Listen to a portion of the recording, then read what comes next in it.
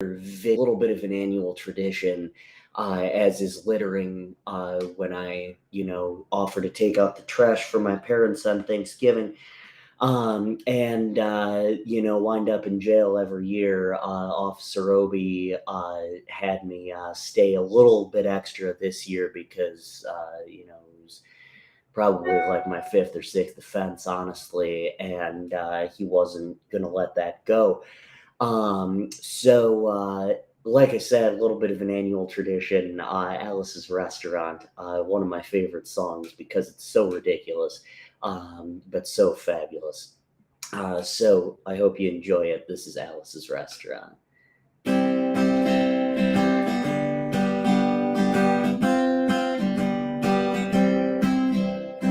You can get anything you want at Alice's Restaurant. You can get anything you want at Alice's Restaurant. Walk right in, it's around the back, just a half a mile from the railroad tracks. Said you can get anything you want at Alice's Restaurant.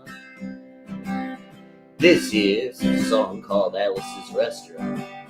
It's about Alice in the restaurant.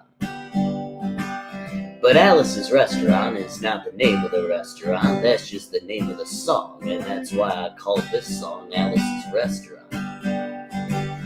Now, it all started 2 Thanksgivings ago. It was on 2 years ago on Thanksgiving when my friend and I went up to visit Alice at the restaurant. But Alice doesn't live at the restaurant. She lives in the church nearby the restaurant in the bell tower with her husband Ray and Fasha the dog. And living in the bell tower like that, they got a lot of room downstairs where the pews used to be. And having all that room and seeing as how they took out all the pews, they decided that they didn't have to take out their garbage for a long time. We got up there, we found the garbage in there, and we decided it'd be a friendly gesture for us to take the garbage down to the city dump.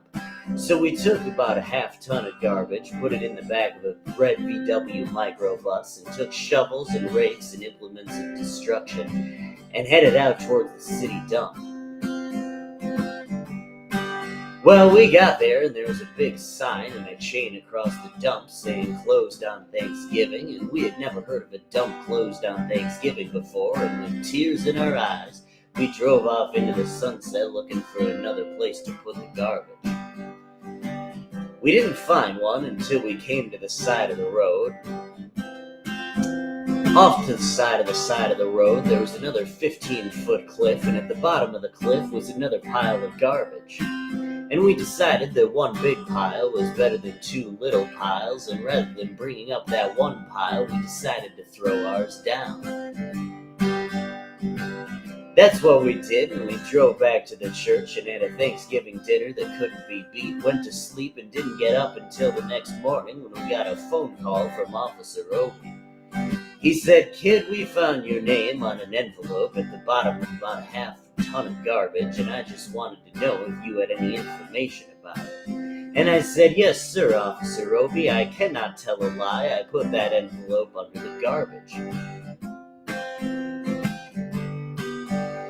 And speaking to Obie for about 45 minutes on the telephone, we finally arrived at the truth of the matter and said that we had to go down and pick up the garbage and also go down to speak to him at the police officer's station.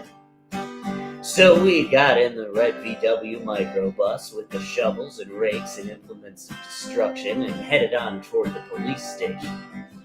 Now, friends, there was only 1 or 2 things that Obie could have done at the police station, and the first was he could have given us a medal for being so brave and honest on the telephone, which wasn't very likely, and we didn't expect it, and the other thing that he could have done is bailed us out and told us to never be seen driving garbage around the vicinity again. And that's what we expected, but when we got to the police officer's station, there was a third possibility that we hadn't even counted upon, and we was both immediately arrested, handcuffed. And I said, "Obie, I don't think I can pick up the garbage with these handcuffs on." He said, "Shut up, kid, get in the back of the patrol car." And that's what we did. sat in the back of the patrol car and drove to the, quote, scene of the crime, unquote.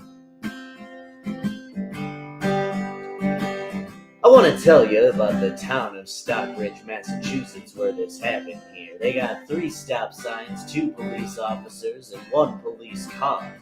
But when we got to the scene of the crime, there was 5 police officers and 3 police cars, being the biggest crime of the last 50 years. And everybody wanted to get the newspaper story about it. They was using up all kinds of cop equipment that they had hanging around the police officer's station. They was taking plaster, tire tracks, footprints, dog-smelling prints, and they took 27 8x10 colored glossy photographs with circles and arrows and a paragraph on the back of each one, explaining what each one was to be used as evidence against us. Took pictures of the approach, the getaway, the northwest corner, the southwest corner, and that's not to mention the aerial photography. So after the ordeal, we went back to the jail, and Obie said he was going to put us in the cell. Said, "Kid, I'm going to put you in the cell. I want your wallet and your belt." And I said, "Obie, I can understand you want my wallet so I don't have any money to spend in the cell. But what do you want my belt for?" And he said, "Kid, we don't want any hangings." And I said, "Obie, did you think I was going to hang myself for littering?"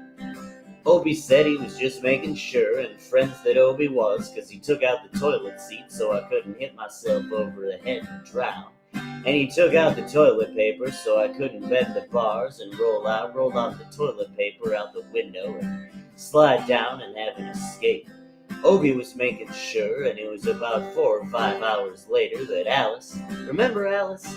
It's a song about Alice. Alice came by and, with a few nasty words to Obie on the side, bailed us out of jail, and we went back to the church and had another Thanksgiving dinner that couldn't be beat, and didn't get up until the next morning when we had to go to court. We walked in, sat down, and Obie came in with the 27 8x10 colored glossy pictures with circles and arrows and a paragraph on the back of each one. Sat down, man came in, said, "All rise," and we stood up, and Obie stood up with the 27 8x10 colored glossy pictures, and the judge walked in and sat down with the seeing eye dog, and he sat down, and we sat down. And Obie looked at the seeing eye dog, and then at the 27 8x10 colored glossy pictures with circles and arrows and a paragraph on the back of each one, and looked at the seeing eye dog, and then the 27 8x10 colored glossy pictures with the circles and arrows and a paragraph on the back of each one, and he began to cry because Obie came to the realization that this was a typical case of American blind justice. And there wasn't nothing he could do about it, and the judge wasn't going to look at the 27 8x10 colored glossy pictures with circles and arrows and a paragraph on the back of each one explaining what each one was to be used as evidence against us. And we was fined $50 and had to pick up the garbage in the snow. But that's not what I came here to tell you about. I came here to talk about the draft. They got a building down in New York City. It's called Whitehall Street, where you walk in, you get injected, inspected, detected, infected, neglected, and selected. I went down to get my physical examination one day, and I walked in, I sat down, and I got good and drunk the night before, so I looked and felt my best when I went in that morning. Because I wanted to look like the all-American kid from New York City, man. I wanted to feel like, I wanted to be the all-American kid from New York. And I walked in, sat down, I was hung down, brung down, hung up, and all kinds of mean and nasty, ugly things. And I went in and I sat down and they gave me a piece of paper and they said, "Kid, go see the psychiatrist, room 604. And I went up there and I said, "Shrink, I want to kill. I want to kill. I want to see blood and gore and guts and veins in my teeth. Eat dead, burnt bodies. Kill. And I started jumping up and down, yelling, "Kill," and he started jumping up and down with me, and we was both jumping up and down, yelling, "Kill." And the sergeant came over, pinned a medal on me, sent me down the hall, and said, "You're our boy." I didn't feel too good about it. And I proceeded down the hall, getting more injections, inspections, detections, neglections, and all kinds of stuff they was doing to me. At the thing there, and I was there for 2 hours, 3 hours, 4 hours. I was there for a long time, going through all sorts of mean and nasty, ugly things. And I was just having a tough time there. They was inspecting, injecting every single part of me, and they was leaving no part untouched. Proceeded through, and when I finally came to the last man, I walked in and sat down. Another whole big thing there. And I walked up and I said, "What do you want?" And he said, "Kid, we've only got one question for you. Have you ever been arrested?" And I proceeded to tell him the story of the Alice's Restaurant massacre with full orchestration and 5-part harmony and the stuff like that and all the phenomena. He stopped me right there and he said, "Kid, did you ever go to court?" And I proceeded to tell him the story of the 27 8x10 colored glossy pictures with the circles and arrows and a paragraph on the back of each one.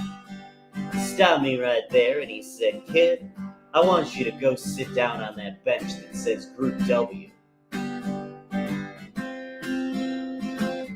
Now, kid." And I walked over to the bench there, and there's the Group W where they put you if you may not be moral enough to join the army after committing your special crime. And there was all sorts of mean and nasty, ugly-looking people on the bench there. Mother rapers and father stabbers and father rapers. The father raper was sitting there right on the bench next to me. It was mean and nasty and ugly and horrible crime-type guys sitting on the bench next to me. And the meanest, nastiest, ugly one of them all, the meanest father raper of them all, was coming over to me. And he was mean and ugly and nasty and horrible and all kinds of things. And he sat down next to me and he said, "Kid, what'd you get?" And I said, "I didn't get nothing. I had to pay $50 and pick up the garbage." And he said, "What were you arrested for, kid?" And I said, "Littering." And they all moved away from me on the bench there, and the hairy eyeball and all kinds of mean, nasty things, until I said, "And creating a public nuisance." And they all came back, shook my hand, and we had a great time on the bench talking about crime and mother stabbing and father raping and all kinds of groovy things that we were talking about on the bench. And everything was fine. We were smoking cigarettes and all kinds of things until the sergeant came over, had some piece of paper in his hand, held it up and said, "Kids, this piece of paper got 47 words, 37 sentences, 58 words, and we want to know the details of the crime, the type of crime, and any other thing you got to say pertaining to the crime, and I want to know the arresting officer's name, any other kind of thing you got to say." And he talked for 45 minutes, and nobody understood a word he was saying, but it was fun filling out the forms and playing with the pencils on the bench there. And I filled out the massacre with 4-part harmony and wrote down there. Everything was just fine until I put down the pencil and I turned over the piece of paper. And on the other side, in the middle of the other side, away from everything else on the other side,